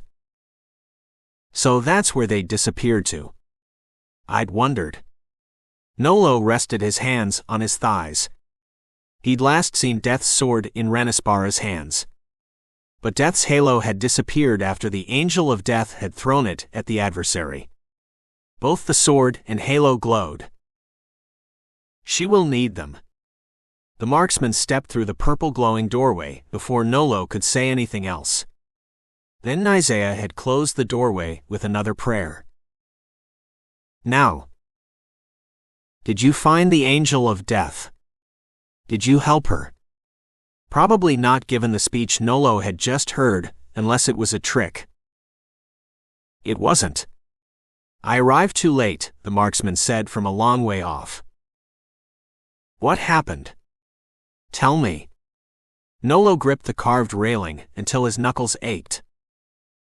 She went through the portal after the fourth seal broke and took the mantle for death, the fourth rider of the apocalypse. That's who she is now. What was that about a pagan goddess? Was she one? Nolo relaxed his hands. Perhaps she was. God offers redemption to all creatures. Well, what had he expected? A straight answer from the marksman. Since when had he ever gotten one from him? Nolo suppressed the laughter welling up. It had a hysterical edge. Yes, ride forth, my horsewoman, and kill them all. Make a graveyard of all creation, whispered the adversary. Hopefully he was far away from here and would never return. Nolo shivered as he remembered his one run-in with the devil. Would she do that, marksman? Answer me. The former angel of death had been frighteningly powerful. Hopefully, she'd lost some of that power when she'd given up the title of the angel of death. But Nolo had a bad feeling about her. What if she was even more powerful as a rider of the apocalypse? The thought paralyzed him. Nolo scanned the sky for her. How can I save my family if death comes for them? Ran to the rescue. Ran was tired of waiting. Auntie Sovan had promised to return, but she hadn't. They'd tried everything Thing and Bear had suggested, and nothing had worked. First Uncle Murrin had fallen unconscious, then Papa. But no one had any information about Auntie Sovan, and that was a problem. This whole go-to-her-head in the gray between thing wasn't working. That didn't surprise Rand, because sometimes adults got too complicated with their plans instead of going with the simple solution. That's why they have me. I come up with ideas when they're stumped. Rand rolled up his sleeves. He didn't know if that was required, but adults often did that before doing something tough. It was time to do the one thing that would fix everything except the situation with the baby dragon. But he'd find out what had happened to her after he summoned his aunt. Rand rose and squared his little shoulders. What are you doing?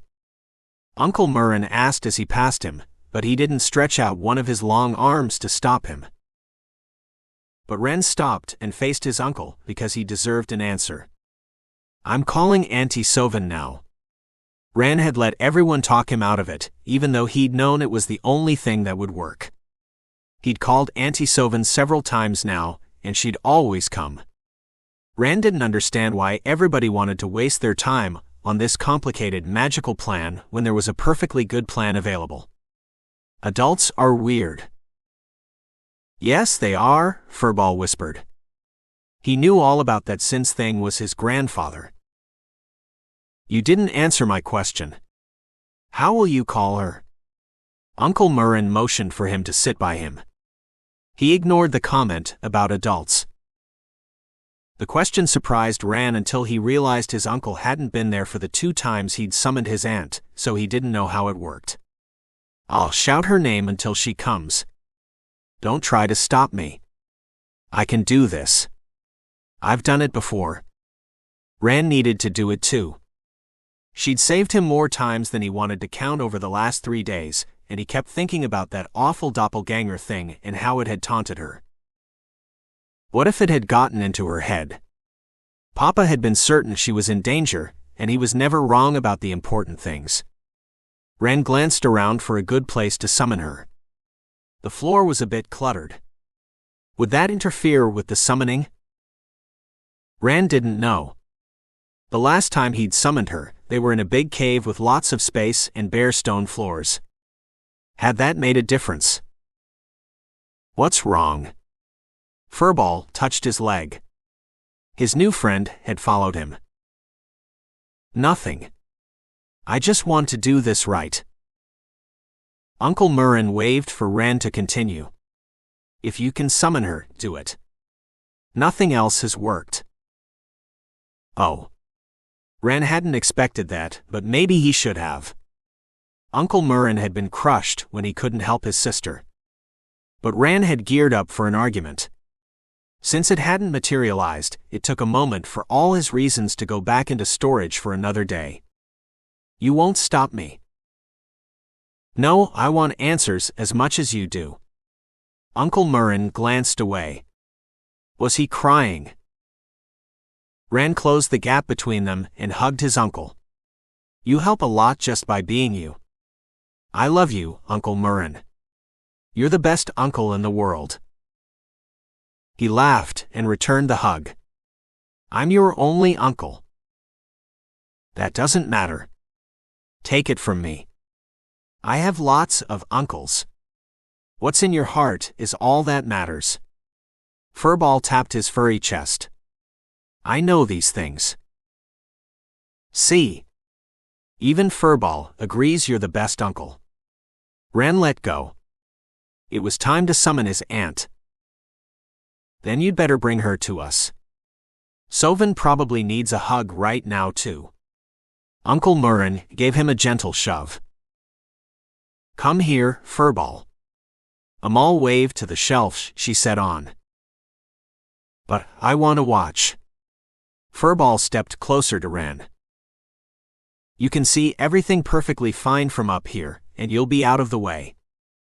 Amal patted the shelf again. But I'm not in the way. I'm helping. Furball gestured to Ran. Ran tried to hold back a grin, but it was hard, because this was exactly like so many conversations he'd had with Papa. Tell Grandma I can stay. I won't get in the way. Furball steepled his hands in front of him like he was praying. You can stay, but you should stay back because I don't know where my aunt will appear when I summon her. I don't want her to squish you.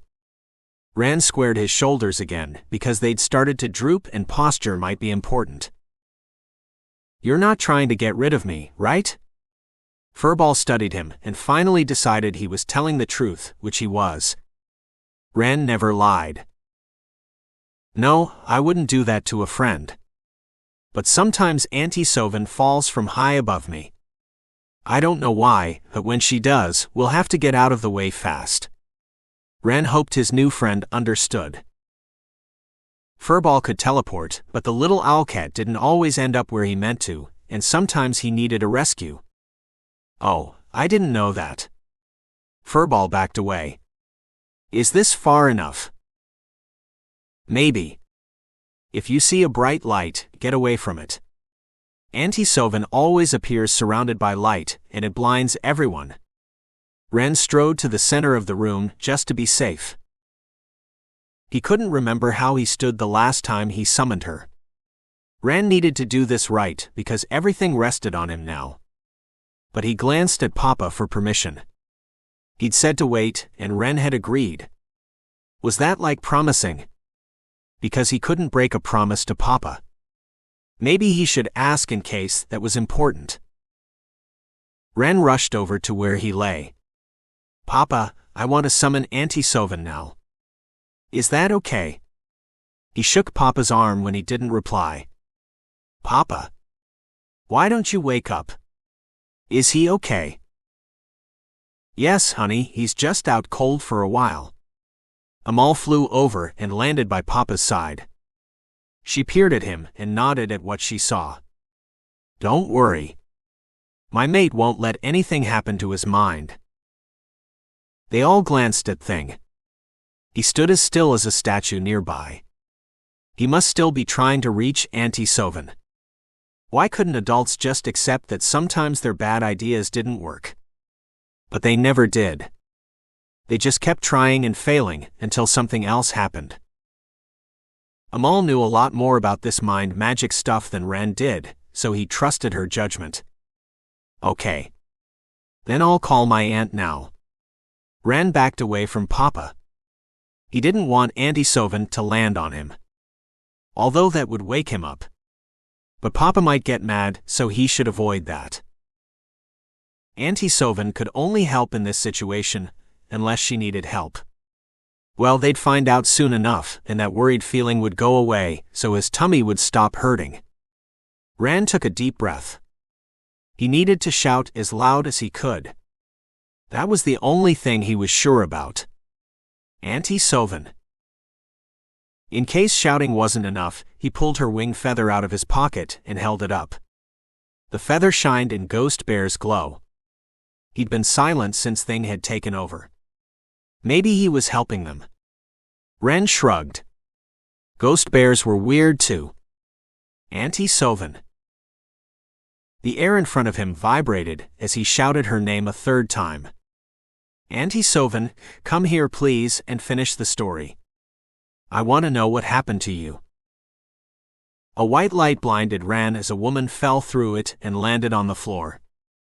He didn't hesitate for a moment. Ran rushed toward her and flung his arms around her, and the dark thing inside her screamed. Auntie Soven. She put her arms around him, then pushed him away. But Ran clung to her. Auntie Sovan. You're back, but you're different. Why are your eyes all black? And why is there a bad thing inside you? I don't think it likes me very much, but that's okay because I don't like bad things either. Ren hugged her harder. Papa, wake up. Auntie Sovan's back. Maybe you should let go and give her some space. Uncle Murren approached them. Ren shook his head. No, I'm helping. The bad thing doesn't like me. Maybe it'll go away if I hug her harder. That sounded right since bad things didn't like him. The shadow creature leaned away from him and the white light surrounding them.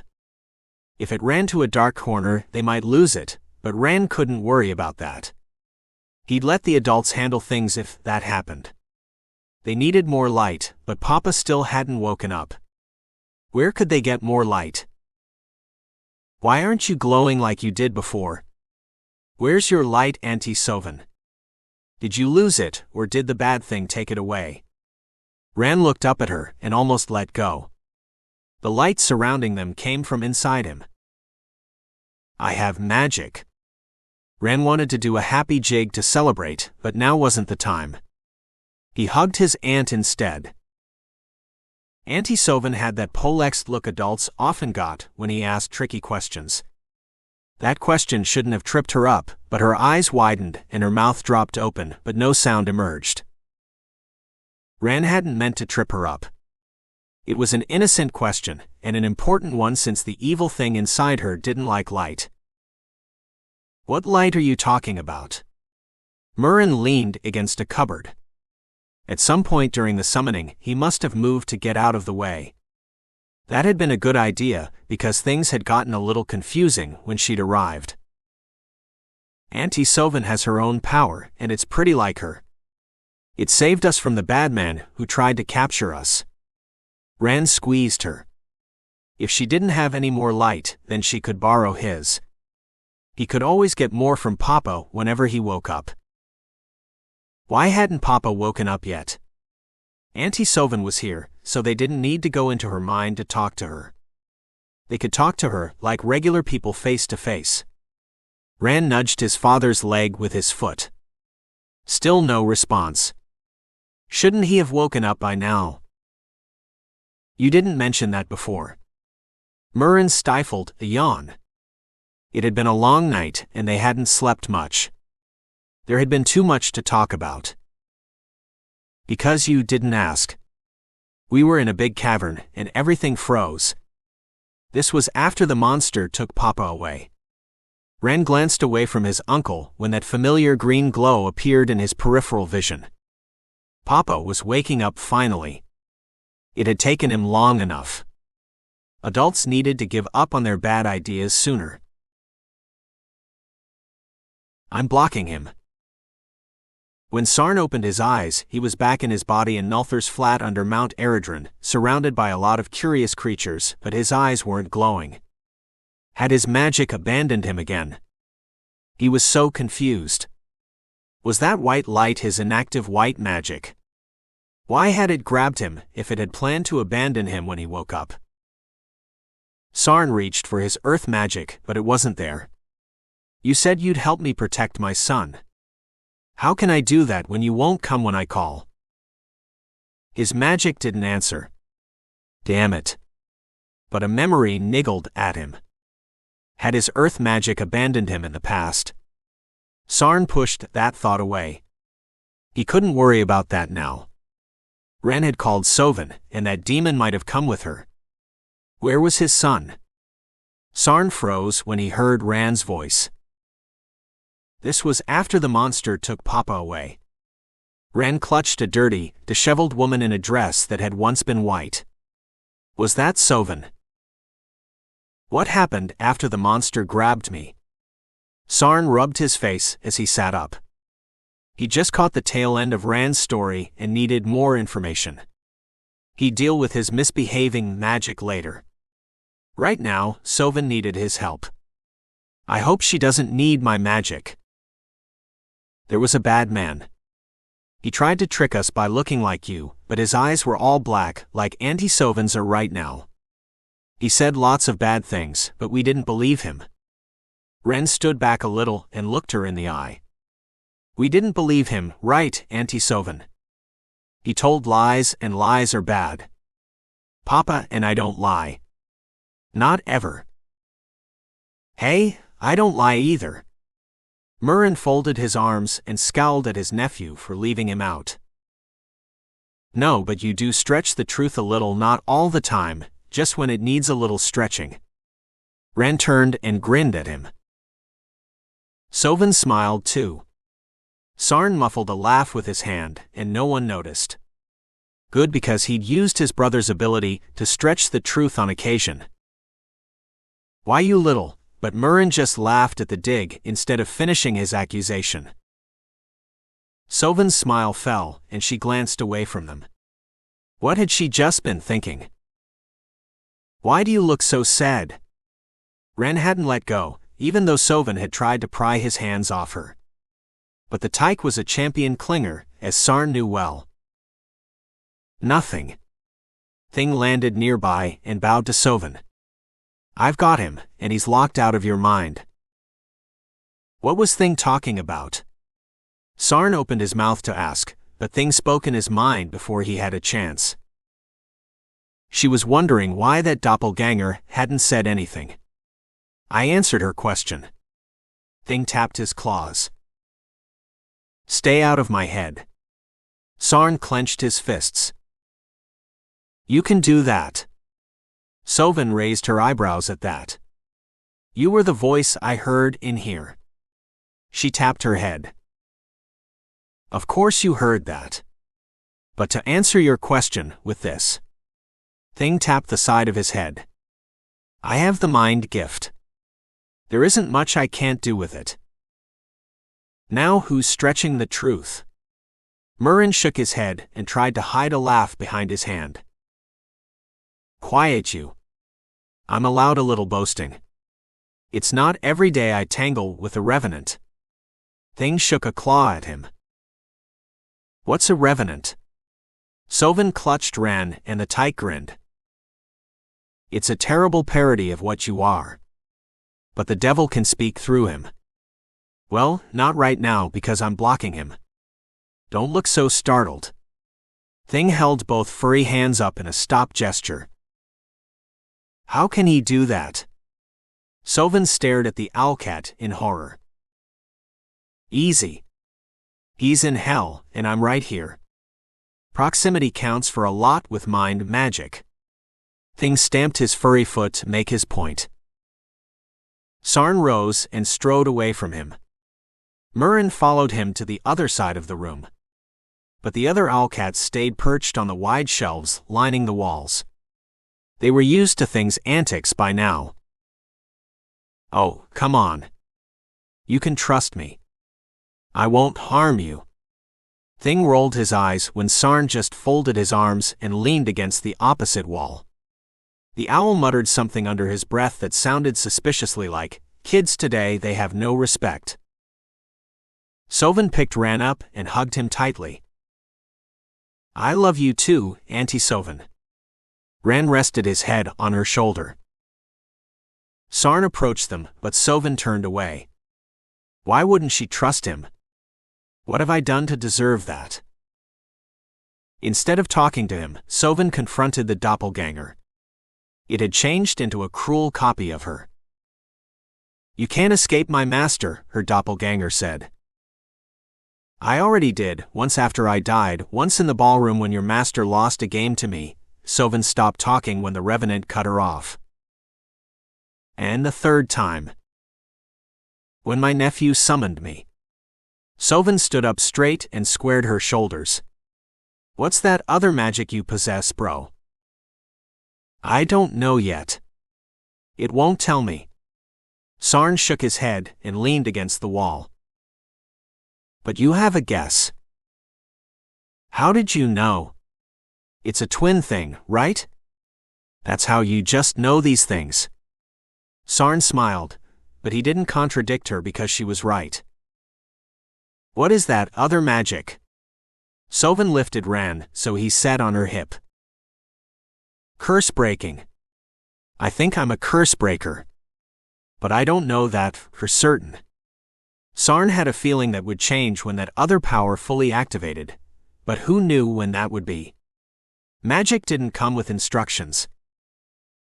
You broke the curse on the Angelic thing, reminded him. That was true, and it hadn't been hard at all. And the one on the Dryskellions. They were cool. I liked them a lot. Ren twisted a lock of Sovin's wet hair around his finger. Yes, I did.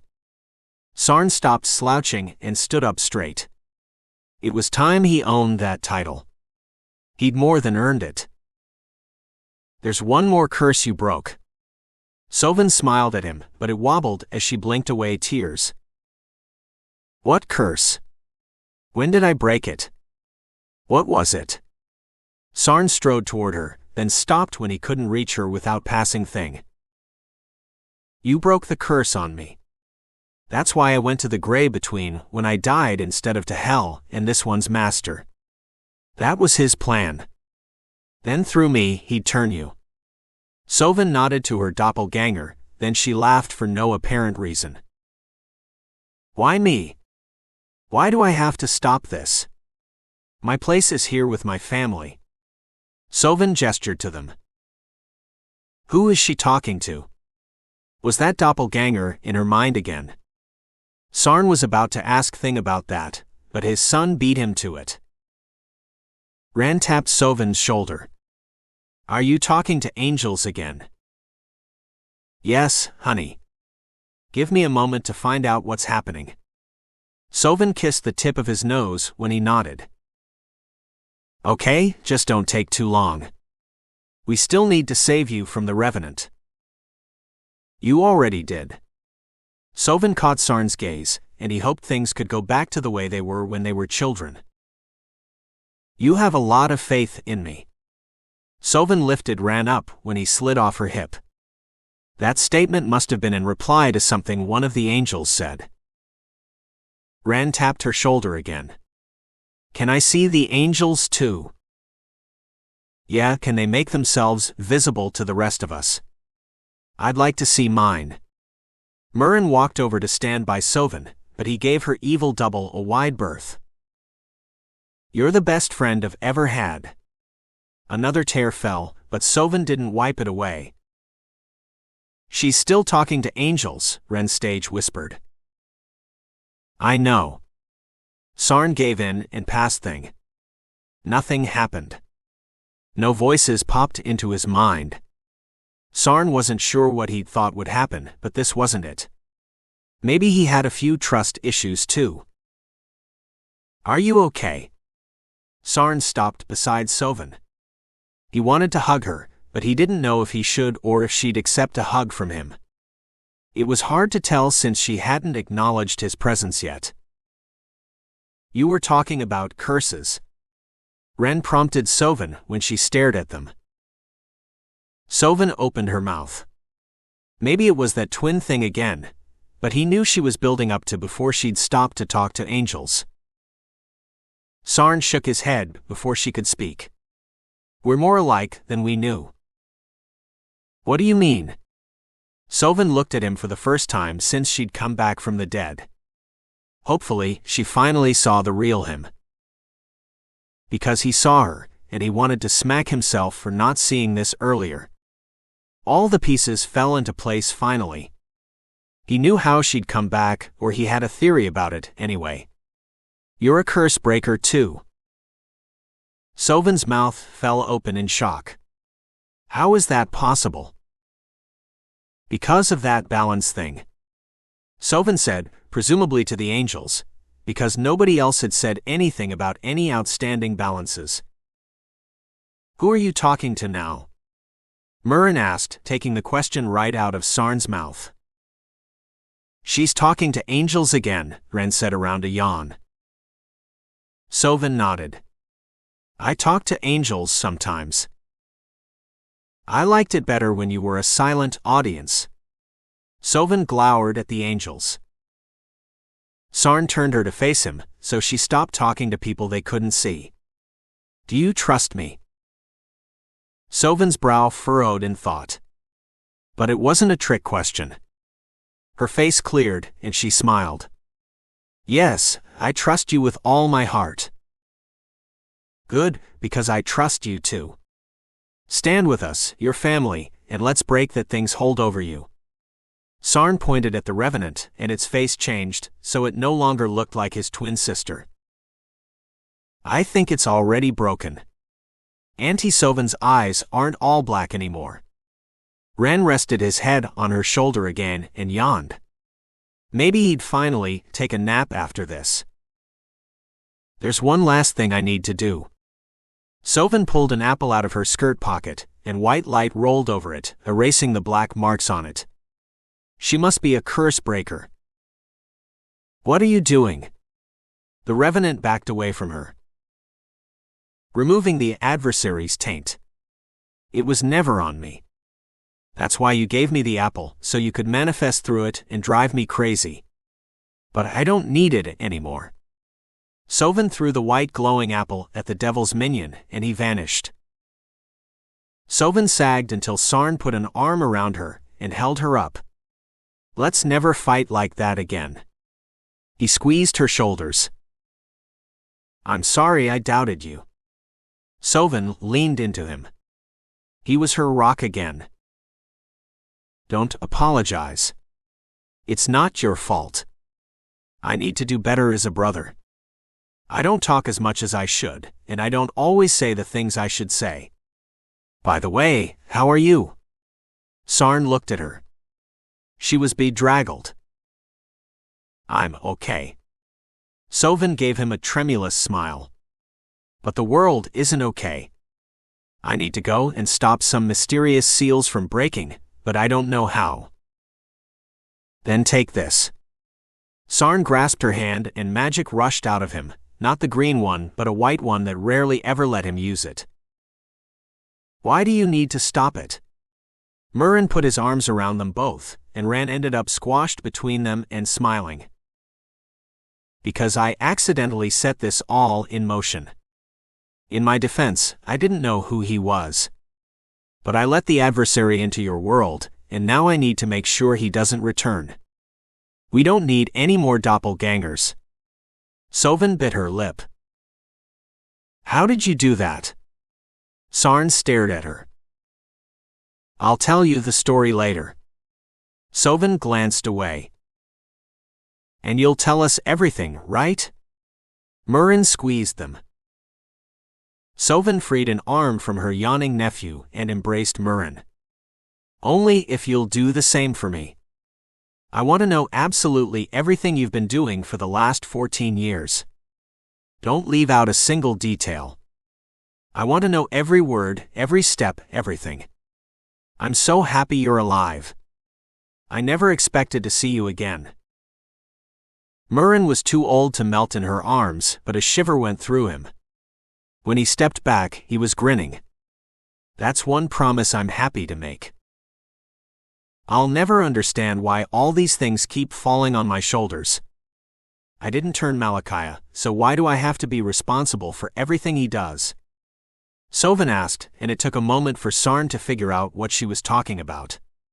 Sovin had mentioned someone named Malachia before. He used to be her guardian angel, but he turned against her and has been helping the devil lately, things said in his mind, but this time, Sarn didn't mind because that was information he needed.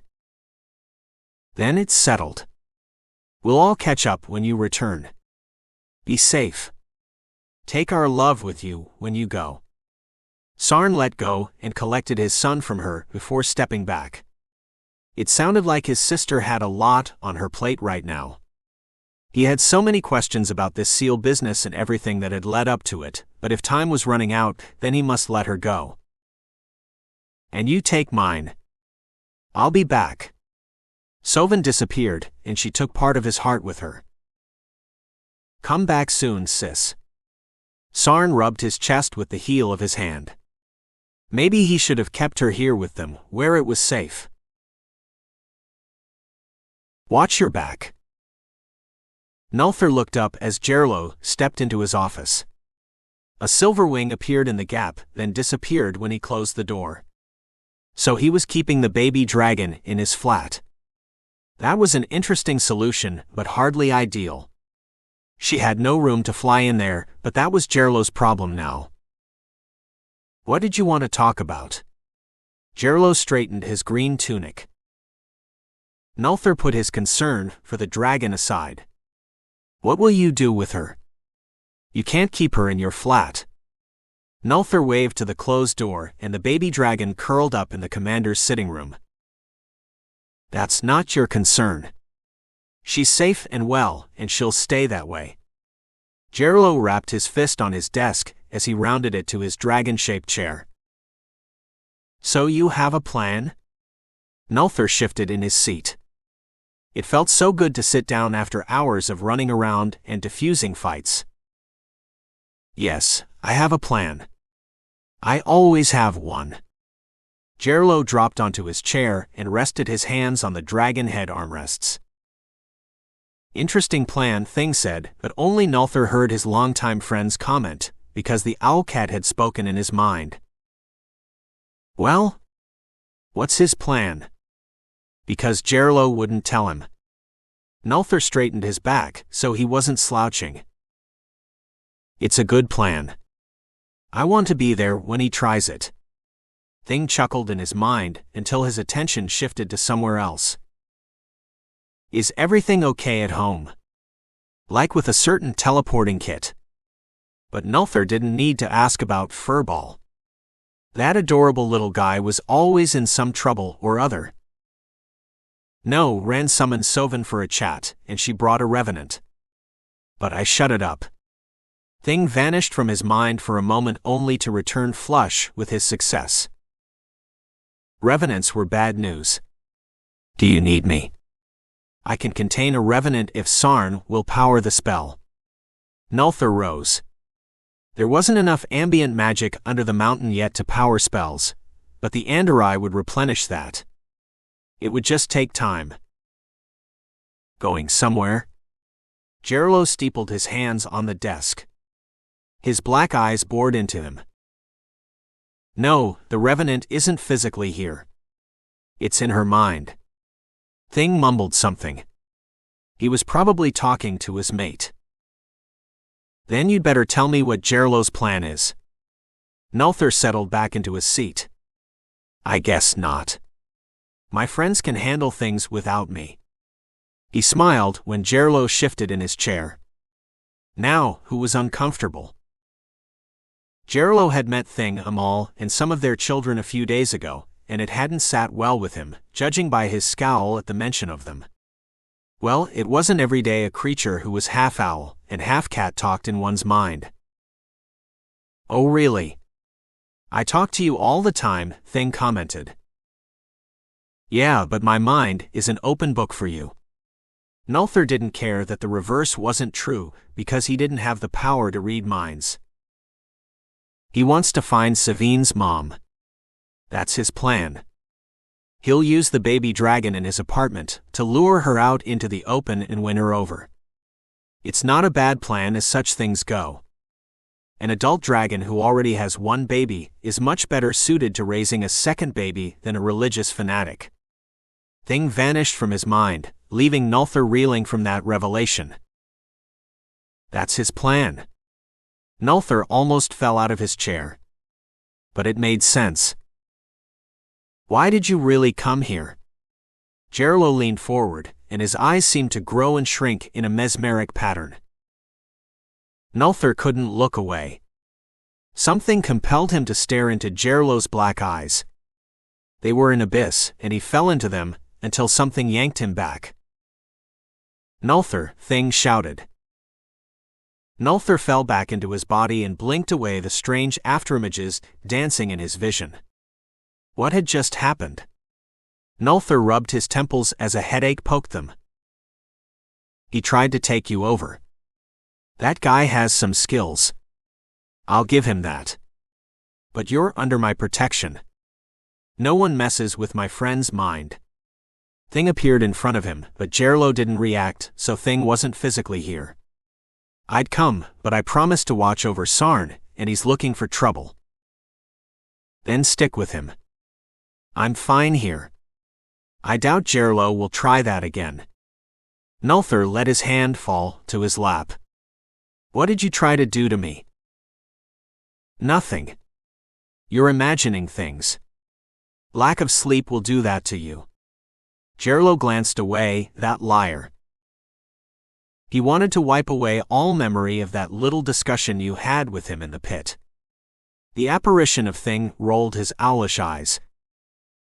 The one where I stuck him in a magical cage and refused to let him out until he rescinded his order, so Sarn could take back his magic. He wanted to get rid of that memory? Nulthur had thought they'd come to an understanding then, but maybe he was mistaken. That's the one. It doesn't paint him in a flattering light. Thing chuckled.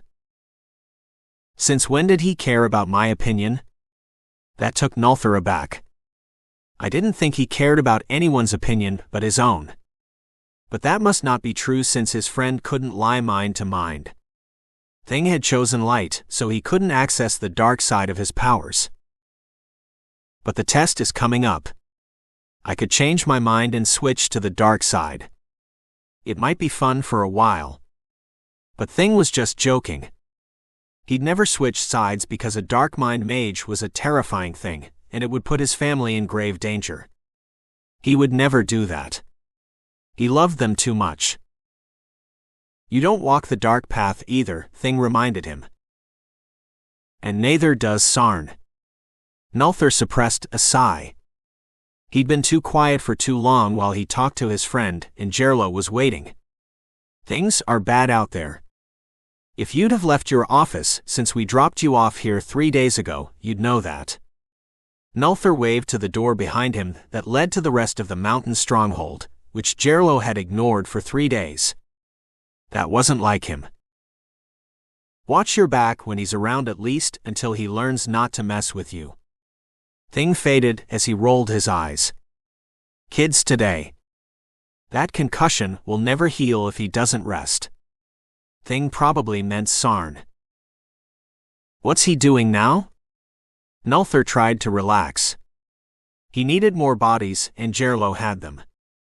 But he needed the man to agree to work with him to quell the unrest, or there would be a more serious problem than the lack of light under the mountain. Things are that bad. Gerlo focused on him finally, and not to mesmerize him. Had he really been that obsessed with his new dragon that he hadn't noticed the riots happening right outside his door? Nulthur stared at him for a moment, unable to process that. Hadn't his people checked in? Yes, they're that bad. We're reaching a tipping point faster than I'd like. If someone doesn't do something to alleviate the oppressive darkness, the citizens of this mountain will lose their collective minds and all hell will break loose. Nulthur wished he was exaggerating, but he wasn't. Things were fast coming to a head. How's Sarn? Gerlo rested his chin on his fist. Didn't he hear what I just said? Nulthur took a moment to gather his thoughts. He's resting and recovering. As I said before, my friends are keeping an eye on him. He's not resting now, Thing said. We're heading to the library to summon the Queen of all trees. Why are you doing that? Nulthur hoped his eyes hadn't bulged at that news. Sarn thinks she can help his sister. He's convinced this seal-breaking thing is bad news for us all, and from the little Sovan has said about it, he might be right. Thing sent an image of Sarn striding through the dark corridors of Mount Eredron. But Sarn's eyes didn't glow, just his pendant did. Was that because of his concussion? It should be nearly healed by now unless he was injured, worse than they'd realized. Good, I'm glad someone's monitoring him. I've been a little distracted lately. Gerlo shifted the pile of papers to the other side of his desk. Just a little. That was an understatement if Nulthur had ever heard one. That's why I'm taking a few weeks off. Gerlo fished a paper out of a second stack on his desk and waved it around like a flag. I've got plenty of vacation time saved up. It's time I used it. Gerlo laid the form in front of him, picked up a quill, dipped it into the inkwell, and scribbled his name on it. Who will run the Rangers in your stead? Nulthar couldn't call their roster to mind. Nolo. Geirlo rose and strode to the door behind Nulthar. He cracked it open. Send for Nolo. I need to talk to him, Geirlo told his assistant Jalister. Who can I send? There are no runners or pages right now. They're all hunkered down with their families. Then fetch him yourself. You know where he lives. Geirlo turned his back on the young man. Things just kept getting more interesting by the moment.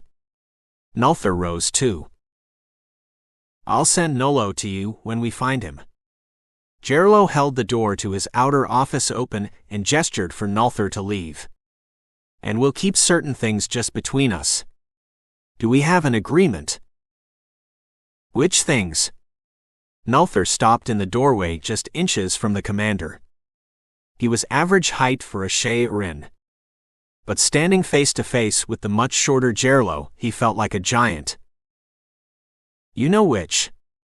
Geirlo cut a glare at the young man mumbling imprecations under his breath, as he grabbed the candle off the side table in the waiting room and fled, taking all the light with him. Indeed, Nulthar did. But he wanted Geirlo to say it, so he folded his arms. He didn't have a candle or a lantern, but Nulthar didn't need one, not when he had a pendant that glowed blue in the dark. He removed the dawn rune from under his tunic, and its smooth curves warmed in his hand until he let it go. It threw enough light to see the commander. Geirlo leaned closer. The dragon and the kid. He meant Sarn, of course.